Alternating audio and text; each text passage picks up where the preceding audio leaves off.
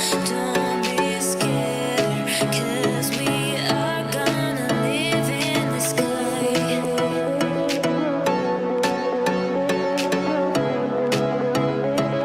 Are gonna live in the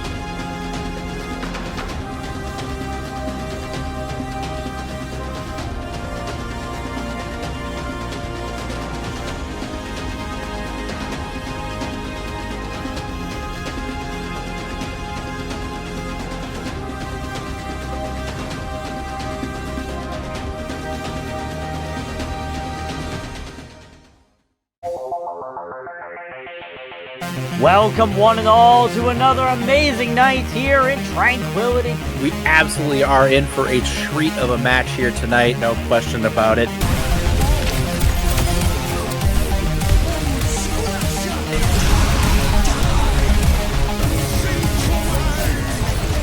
And the grenades from Ponku eliminate everybody on the field. Now between something this low is going to be applied as a death block them, and it's going to be huge. Fighting 3. The double kill with the Bastion ulti? Alright, I see you guys.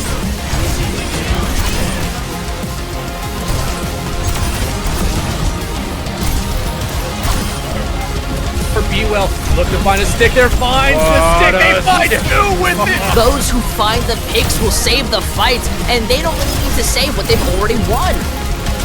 And Cam with the 4-man punch off the map!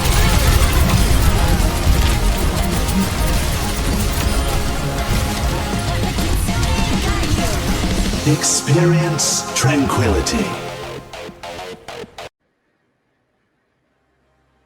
Welcome to another day of Overwatch Tranquility. Today we have the Ascendant Tier. I am LiteRose. Joining me is Wiglaf. And we have a battle between two teams looking to change how their names are said in people's mouths. It's Midwest Monsoon versus BubbleT. Right, it's another day of Overwatch Tranquility, and right now we have the Ascendant Tier, which again, for those of us joining who might be new to the broadcast, that is our uncapped skill rating tier. So, I mean, these are going to be your GM players, your Masters players, anything all the way up until contenders. So you're going to be seeing some quality Overwatch today.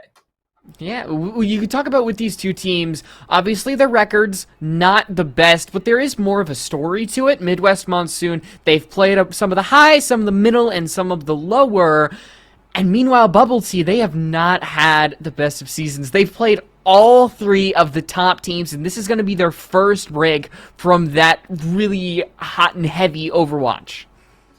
Playing against the top three teams, that means you got some good practice, true. am I right? It's true. Really a lot that you can learn from those players. It's especially when you're going up against people that you also don't have the best record. You know that it's a good time to prove yourself. Yeah, and that's what I was saying earlier, is BubbleT wants to actually get a win and wants to let people know that, yeah, they're actually a team that does not want to be messed with, but kind of shifting our focus on over towards the maps that we are going to see today. The first one, which is going to be pushed, which means Control is going to be our fourth map. It's going to be Coliseum. I'm very interested to see whether or not we have the Bastion, because that is a character that is extremely in the meta right now. He's got a lot of health, he's got a lot of damage, obviously some of the highest DPS that you can have on any character, and if your healers are not ready to keep their tank alive, he is absolutely going to shred your front line. Also, with the addition of Alari, you know, we've been seeing these high damage comps as well. You can toss that healing pylon into the backline and sit pretty and pump out that sweet, sweet DPS with that Orisa and Bastion that we've been seeing a lot in contenders and just throughout the meta overall.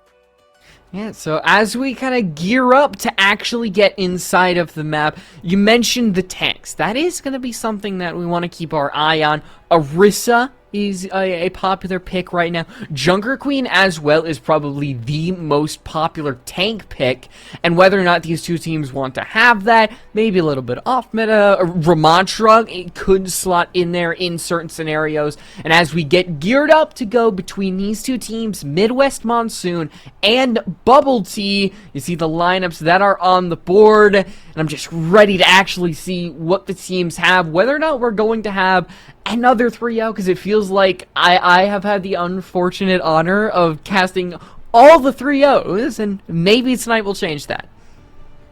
Like we said earlier, 3-0, it means you're hungry, you're looking for a win. People might think you're down, but this is the time to show that you're not out, especially when it's this early into the season. We're on week 4 right now. There's still plenty of time left to prove yourself as a team, and also to put that practice to work. Especially when we see the two comps that might be what these teams are actually going to be brought out. If so, I am excited to see the little battle that we're going to have. BubbleT, they've got a more divey comp, but Midwest Monsoon, they clearly have a brawl comp with the Mei Sim. With the Mei Sim, with the Reinhardt as well, getting in that good ability to hold space and swing that hammer, walk straight into the front line here. You can see here, Reinhardt, not very mobile. Gonna have to use the Lucio's speed, and actually goes around BubbleT. I think we have a great dynamic here between the very anchor-heavy Rein comp versus the very mobile Doomfist comp. And we are going to see the Sim teleport straight into that front line, and Mei is not going to last long. Both Seven and Uwu fall, and Midwest Monsoon, they have to back off. They are just absolutely put into the ground by this team. Not even a very long fight happening. Really, when you can get that isolation with this dive-heavy comp, the Genji, the Doomfist in the back line, that's really how you begin to chip away at a team with that anchor comp. If somebody falls out of line, then the anchor turns, it gets cut loose, and the ship starts to go its way. Swaps onto that Junker Queen that I mentioned was a little bit more popular. And now maybe Piggy's gonna have to be a little bit more wary. They actually use the ultimate, trap a couple of these characters, and send 7 Maples all the way to the ground where they will meet their demise. And there is actually a trade. It's going to be Janebi. She is going to fall, so we're at a 4v4, so which is going to be the team to get one more pick? It's gonna be Pain getting that headshot onto Dawn to Dust. So for now, BubbleT, they're gonna be able to continue to push this robot, but for how long? Piggy really built that ultimate so fast here, and I mean, right now Monsoon's gonna look for an answer to it. Actually have a dash straight through. That is met with 2 from Midwest Monsoon, and the DPS are going to try to worm their way out of that one. And it seems even though Pain is actually able to get that kill, they're not going to be able to survive, leaving just the Sombra and the Lucio all alone. And even though they might not win the fight, they're just going to distract Midwest Monsoon, maybe keep the bot from going a little bit farther.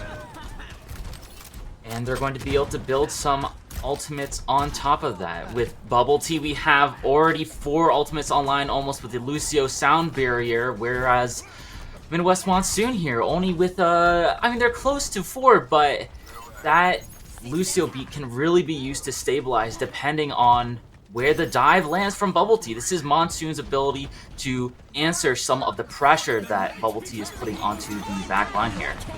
That really is used just to counter the blade from Husky, and combined with the Rampage as well. It's Midwest who come out on top. Despite the ults that BubbleT have, they dedicate to the Kitsune and the blade. Midwest Monsoon are able to counter with 2 ults of theirs and still come out on top.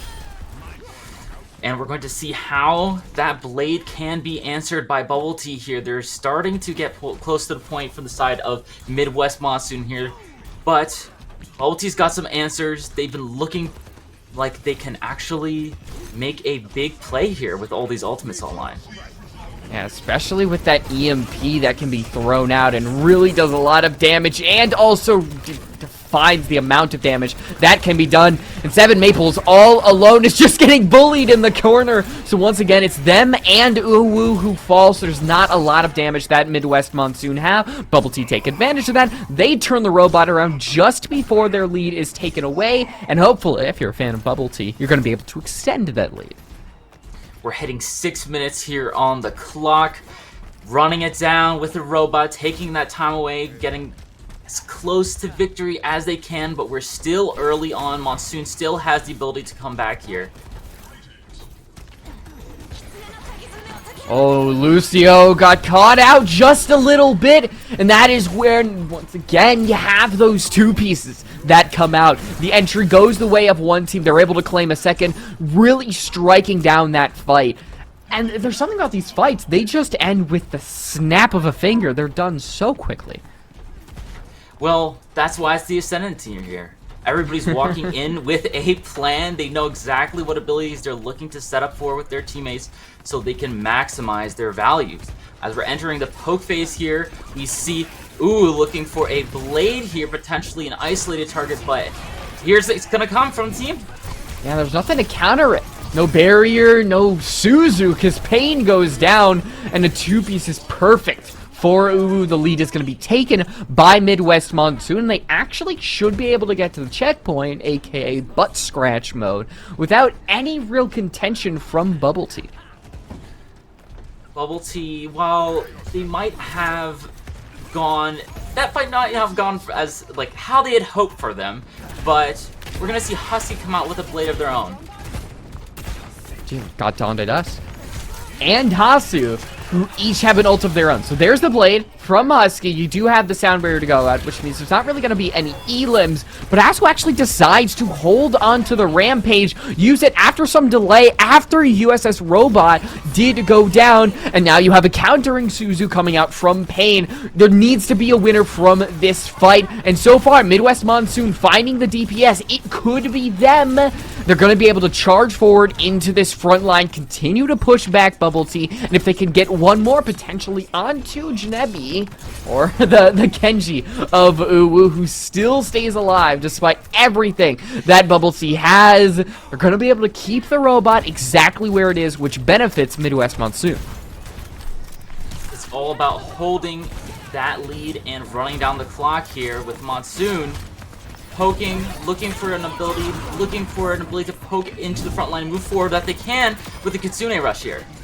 The Kitsune Rush combined with the Soldier 76 ult, which is just death incarnate, honestly. So you have Jnebi and Pain falling, and Pink Piggy just getting stuck behind. Midwest Monsoon, they already enabled the checkpoint, so actually no, they didn't get past it, so they're going to be able to use this small amount of time to get that new spawn room, force BubbleT to engage very, very quickly if they don't want to waste any time, and with now the swap onto the Reaper, we're going to see a different playstyle from them.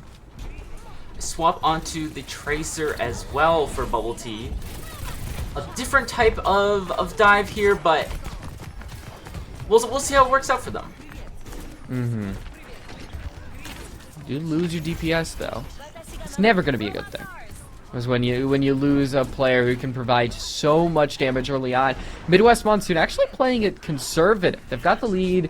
They lost a player very early on. Might as well back up because of it. And with these long quarters here, it makes for a great poke phase for BubbleT for them to start to build up those ultimates. They're getting close to the Zarya here with the pulse bomb that creates the ability for a combo and opening here.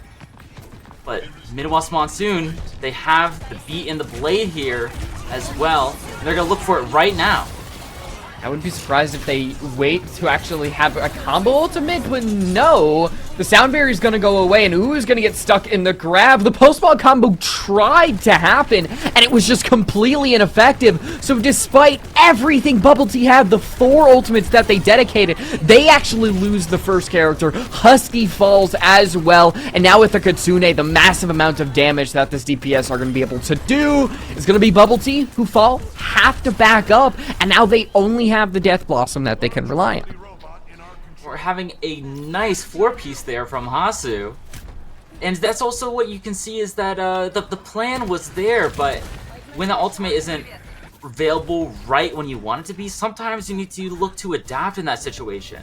Maybe the combo shouldn't come out and be saved for the next fight. Maybe there's a pick that you can find instead. Yeah, that is something. As, well, BubbleT just kind of engage, and they win the fight. Literally, Saloon and Husky just press left click and right click respectively, and they force the robot to change directions. But with the amount of time on the clock, Midwest Monsoon really isn't concerned with actually pushing the bot, more so keeping exactly where it is.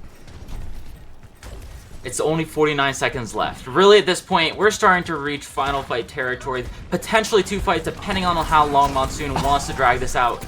Oh, got caught out.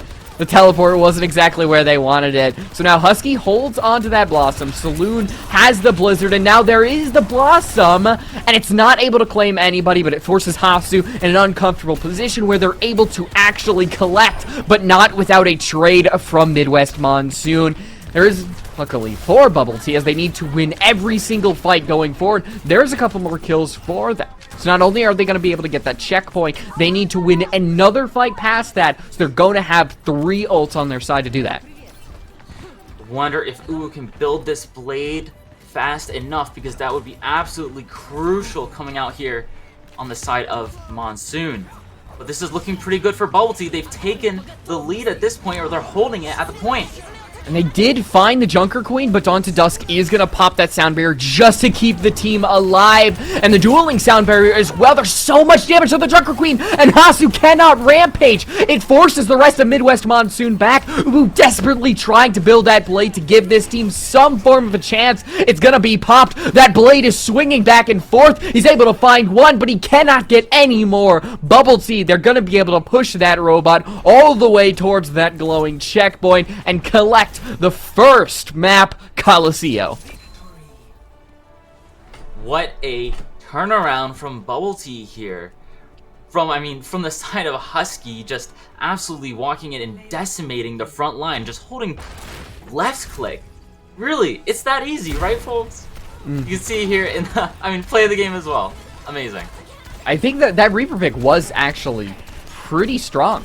You saw Hasu, even with the sound barrier, even with all the healing, just could not survive the amount of damage that was actually being brought in their direction. So some good changes by BubbleT. I think the adaptation, along with all the ultimates that they were able to get in that last fight, whether it was the Kitsune, the sound barrier, the grab, it all worked out for them, and they were able to take a map for the most part. They didn't look that great and turned it into a win.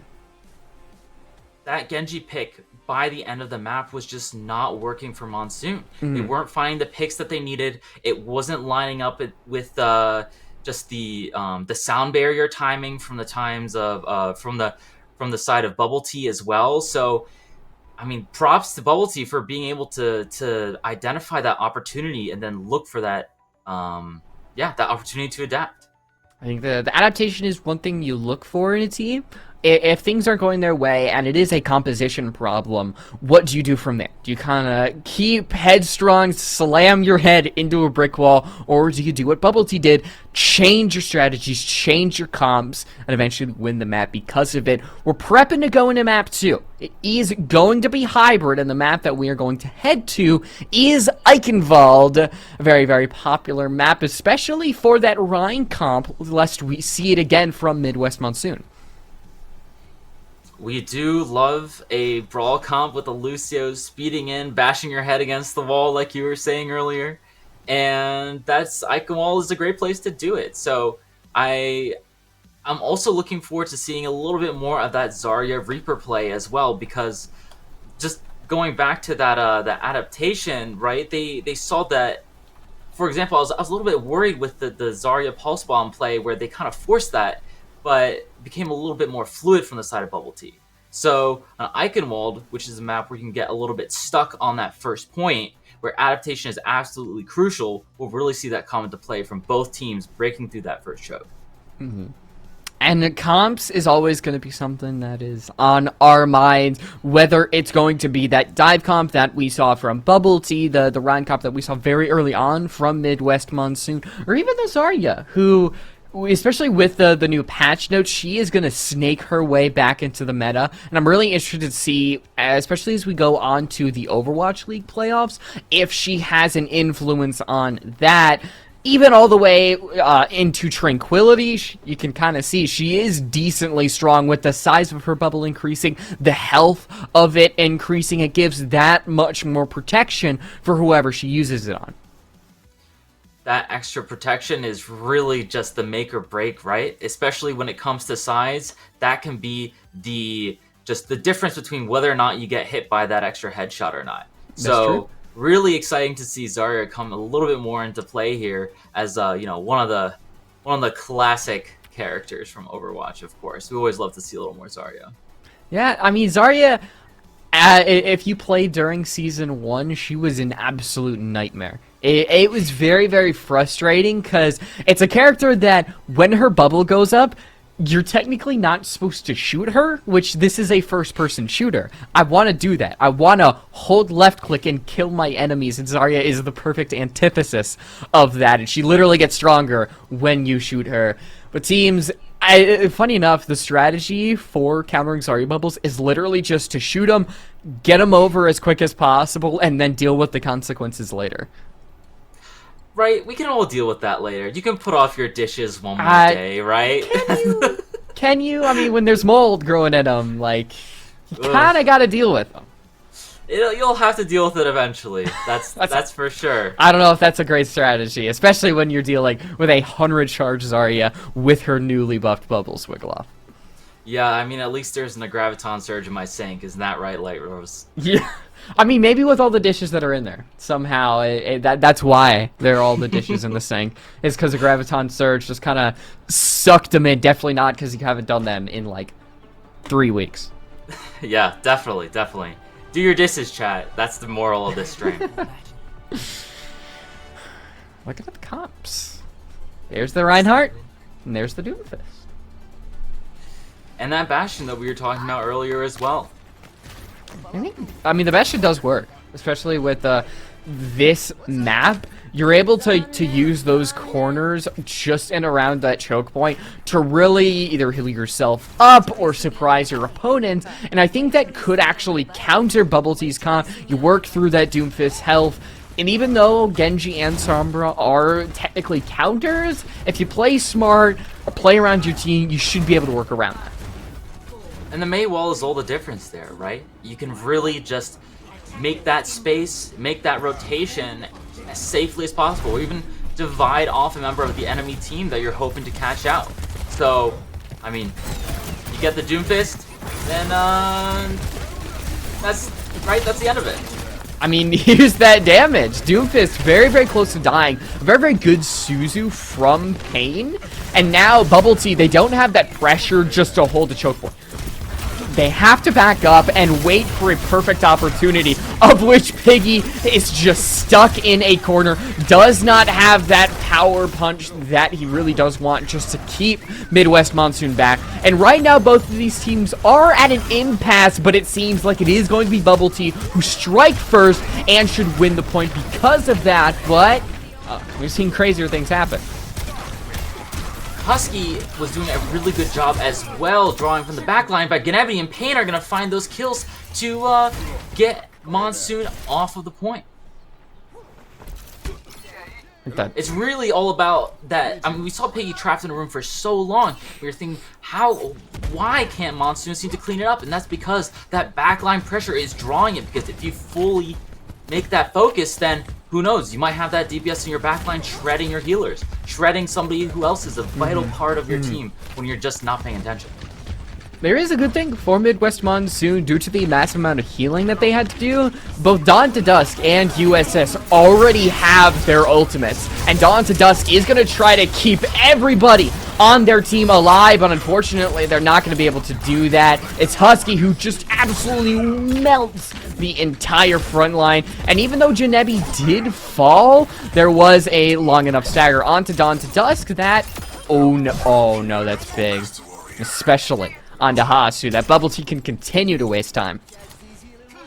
This first point is always so tricky on Iconwall. You have to walk to that small space, allowing Husky and Soloon to just spam down the choke and build up their ultimates. We're going to see that EMP coming online here from the side of BubbleT. Oh, great hack coming from Saloon. She's able to time that perfectly with the Genji as well. So not only does that keep Midwest Monsoon back, despite that, Piggy's just gonna go in, die, and the EMP might actually come through from Saloon just to actually take down an opponent. You can see the mass amount of health that possibly could be taken off due to the Immortality Field. And now the ultimate is dedicated, a 1-for-1 on each side. But who's gonna be the next to claim a victim? Can the Immortality Field keep USS alive? It cannot. And another support dangerously close to death might fall due to Husky Shurikens, but barely alive, barely able to give the heals, but it doesn't even matter as it's still BubbleT coming out on top, wasting time, keeping this team away from the point. But just as I say that, it's Midwest Monsoon storming onto the point, should be able to take at least a tip.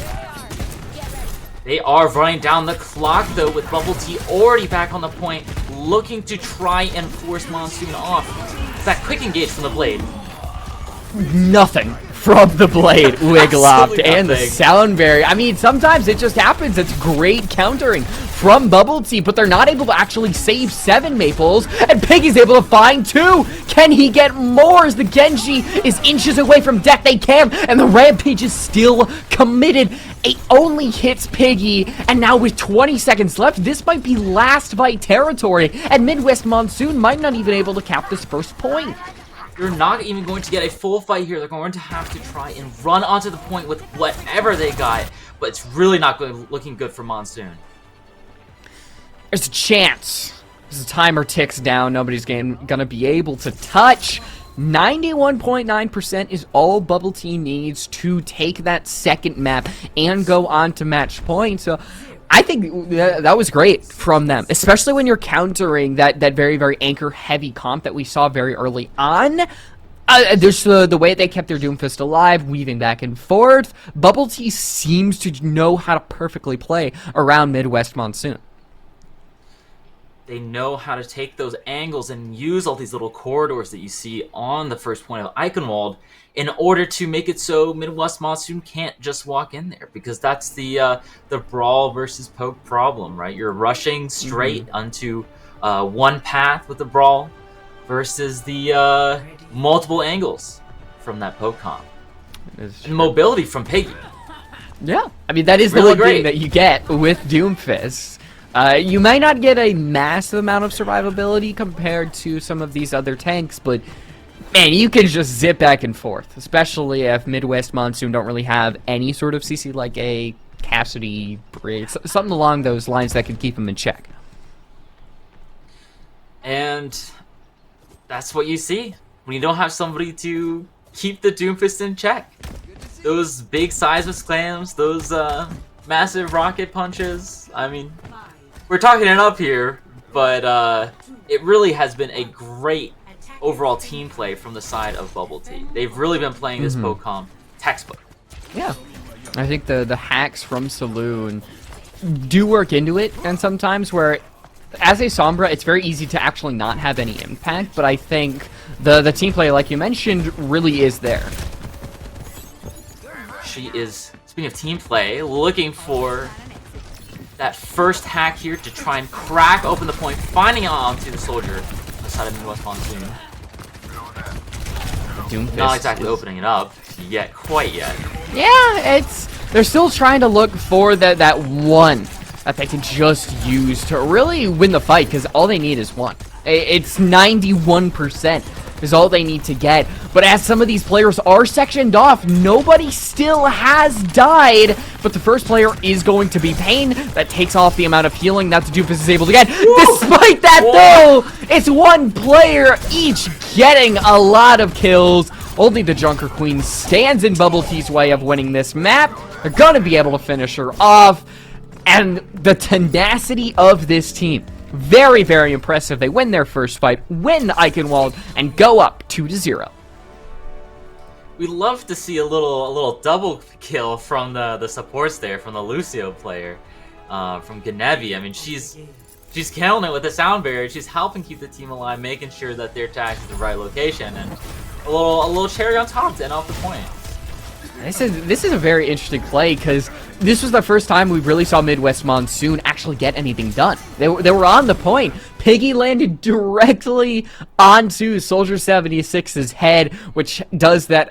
It has, I forget the amount of damage it does, but I think 300, 400, and it completely changed the fight from there, because they didn't have high ground, they didn't have damage. And it's a shame to see, because Midwest Monsoon seemed like they were starting to formulate things, but BubbleT, you said it before they even started their fight, played that dive comp to a T. And talking about that high ground, right? We're talking about how important just generally it is, right? But with that poke comp as well, when BubbleT, they're able to rotate all the way around the first point. They're taking their time. They know they only need to win one fight. And that's what they did. They went all the way to the back, took that high ground, opening it up so they could get a hack. They could find a target to isolate, or even to just draw that attention away. And then cleaned it up. Cracked it open with the Doomfist. Yeah, but that is going to be our first two maps. We're going to take a quick break. When we return, Midwest Monsoon need to fire back on the escort map, lest they go down 0-3, which would surely sting. That'll happen right after the break.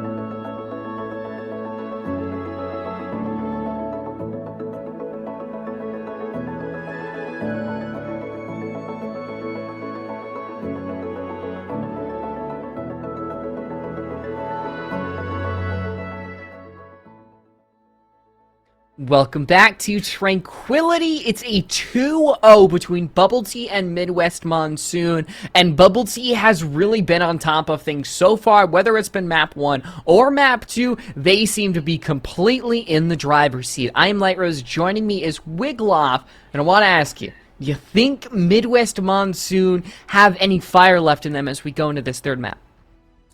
Oolong, 30% sugar, and light ice is my answer to that. It's time for BubbleT. It's time for BubbleT. Okay, you threw a curveball at me there. They're gonna clinch it 3-0. I'm calling it right here. But okay, who knows? Maybe that'll be the caster curse. But I think that they've been doing an incredible job adapting at their just with their team comps, with their play style, and going into this last map. Or this latest map, Rialto. I don't get too ahead of myself here.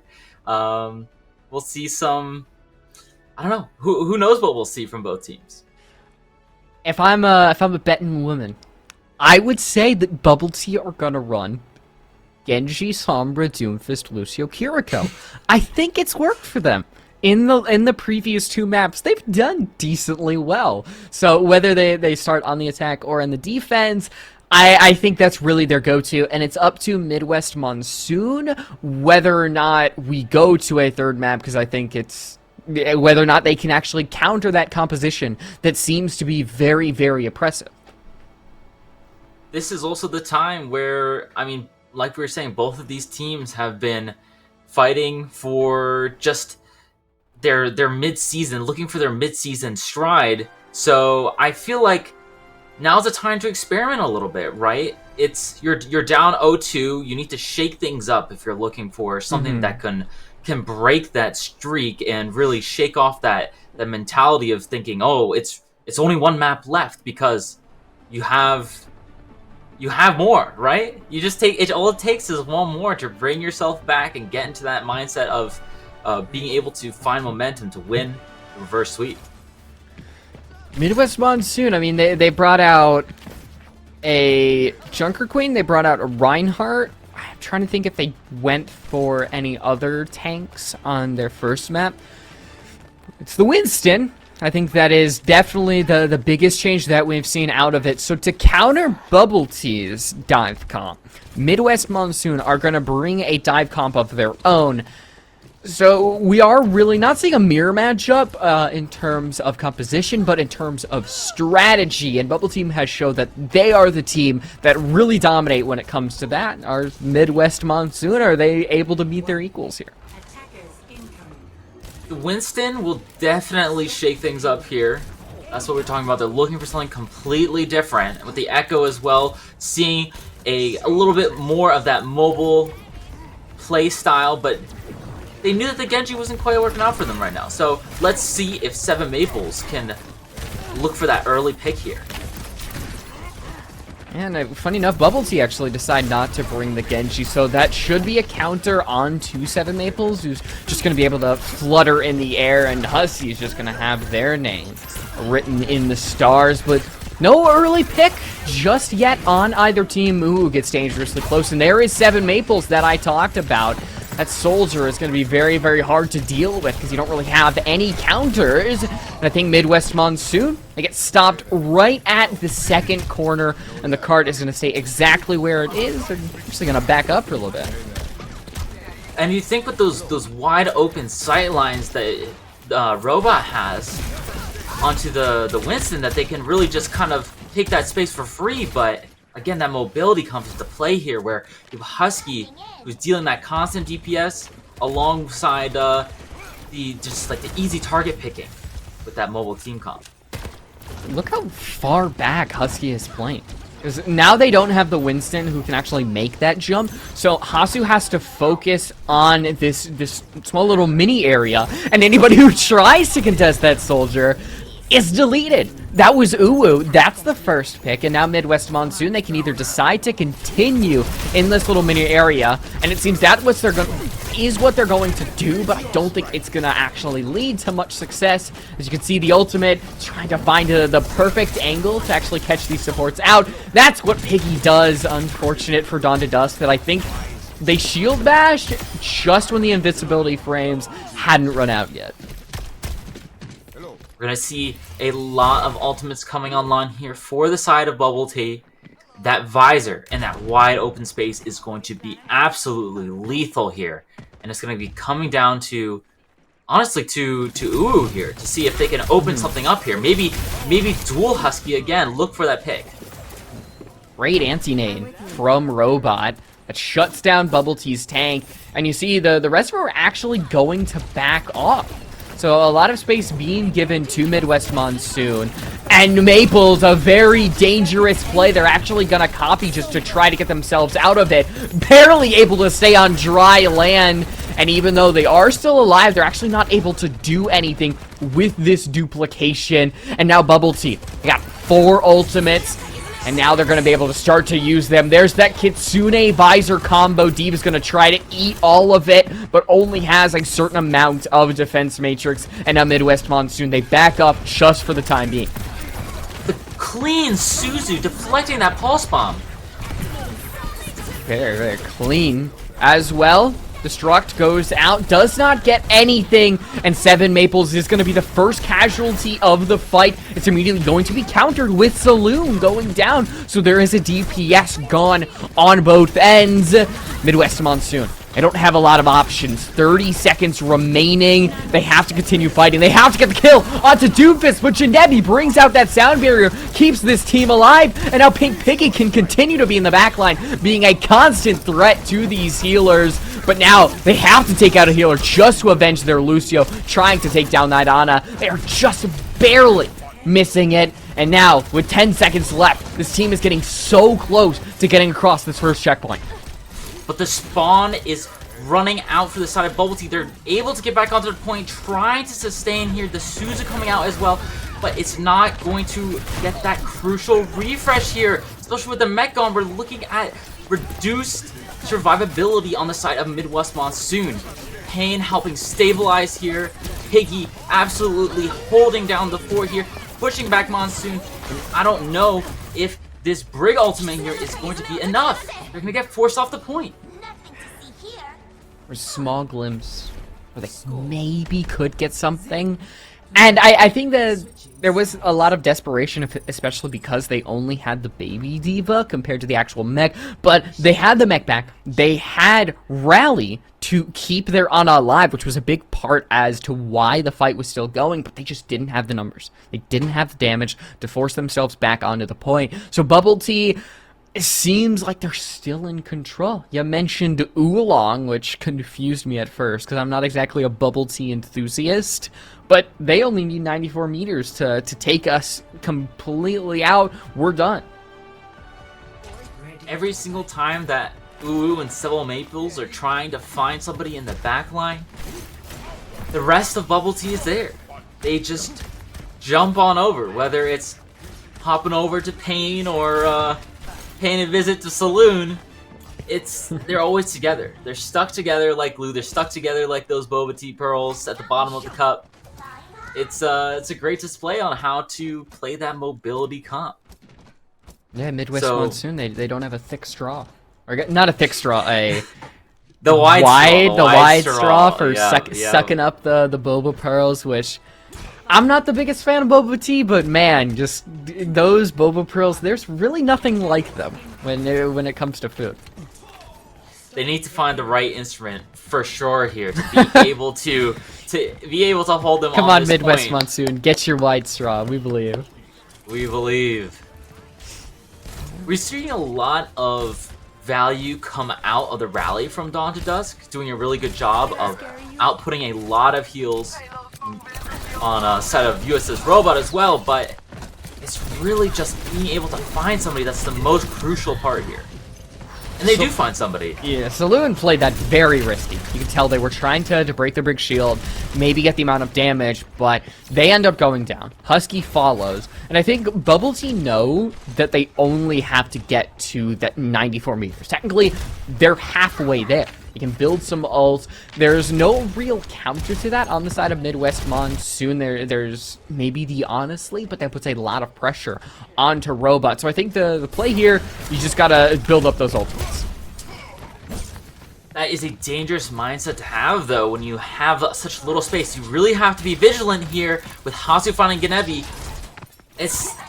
These first two pushes aren't exactly what you want to see unless Piggy just cracks it wide open with one punch.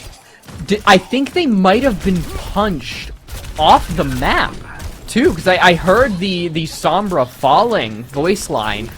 And that is huge, because that opens this entire map right up, because these tanks are going to be able to push off, the cart is going to be able to get pushed, and now the ultimates are coming online, which is what I said BubbleT were waiting on.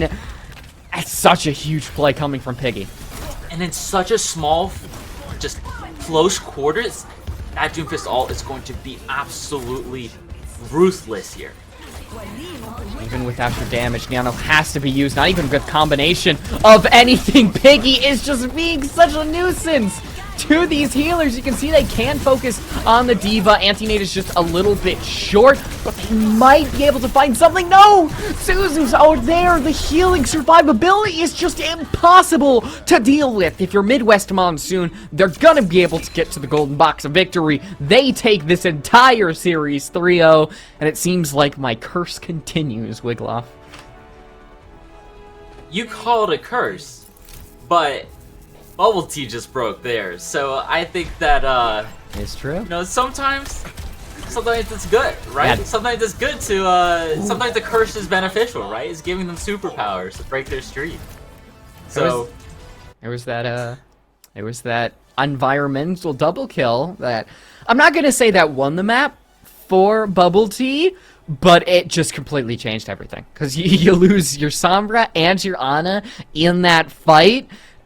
Boom. BubbleT, they're able to take that, continue the momentum, take the map.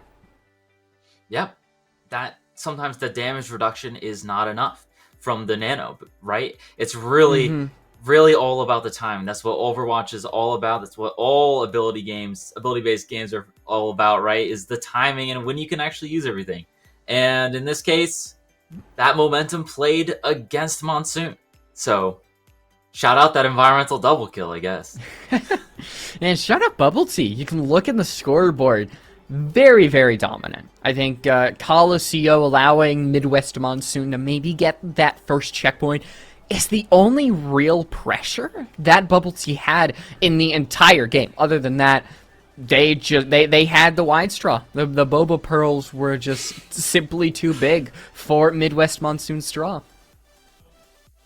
And the other thing as well that we will want to see here is the I think they found kind of a signature comp, right? Because they were trying the Genji, they were trying, I believe they're trying the Bastion as well, right, in the beginning. So once you find what you can settle on and it really allows your players to shine in terms of team composition, then stick to what you know. If it ain't broke, then don't fix it. That is very true, but other than that, we are done. Thank you guys so much for tuning in onto this stream. I want to make sure, because we might have the B stream going. Yes, we do. So make sure you head over onto Tranquility GG2. This one was quick. We hope the B stream is still going on, so you still get some more Overwatch action. But other than that, we thank you guys so much for tuning in to see this Tranquility GG Overwatch high octane action, and we will see you next time. Thanks for tuning in.